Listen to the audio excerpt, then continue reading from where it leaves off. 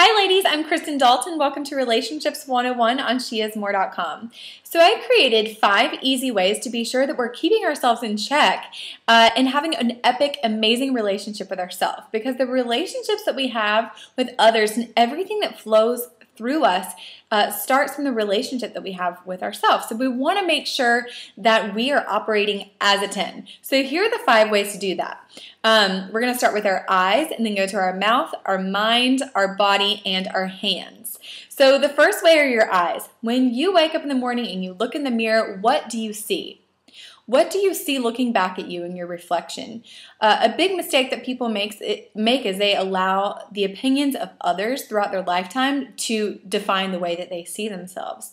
But in reality, the only person who should have any authority to define how you see yourself is your Creator. And you know what he says about you? He says that you are flawless. He says that you are fearfully and wonderfully made. And he says that you have a great plan for your life. So he's the only person you should be aligning yourself with. Don't be passive and live your life passively, letting other people define who you are and be like, oh, I guess I'm not good at anything, or I guess I'm not worthy, I guess I'm not good enough. No, you take control of the way you see yourself, and then other people will follow suit. The next thing is your mind. What are you thinking about yourself? What does your thought life look like? We have 30,000 thoughts per day, and 84 to 92% of them are negative and in the past. And 40% of those are habitual thought patterns that we have. So they're patterns that we've developed over time. And the good thing about that is we can create new habits. But first we have to recognize what our current habits are. So start being aware and intentional about the thoughts that you allow to take root in your heart and to settle. So if you have a negative thought, or one that's in the past, or one that's just not serving you, acknowledge it and then let it go. Replace it with a thought that's true and kind and lovely and pure and excellent and noble, because that is how God sees you.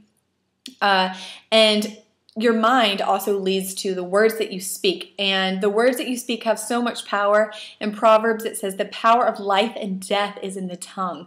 We are a product of our thoughts and our words. When I competed for Miss USA, I visualized for 7 years. I mean, longer than that, but officially 7 years. I would scribble my name, like write my autograph. I would speak out that I was moving to New York City the next day, all of these things.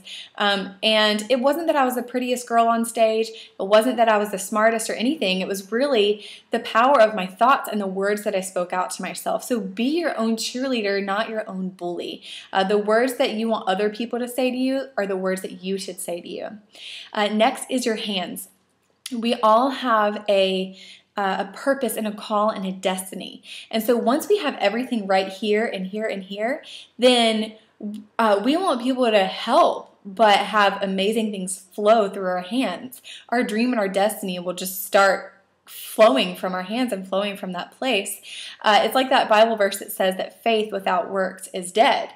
So a lot of girls think that when they meet their other half or when they get in their 30s, then they'll start their life. But no, you should start your life now. Be whole and be a cup that is full before you meet a guy. So when you do meet him, your cup will just overflow. What you do now determines the course of the rest of your life.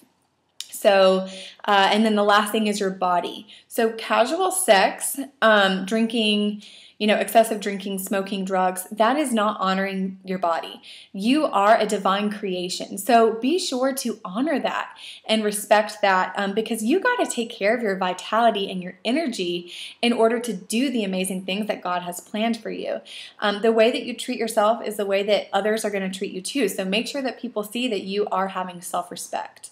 So those are the 5 things.